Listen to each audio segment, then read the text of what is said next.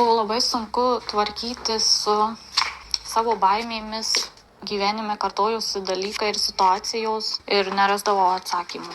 Pradėjau dirbti su savimi, bet tai buvo labai sunku, nes vis pastrigdavau tiesiog, nes tu neturi tokios kompetencijos.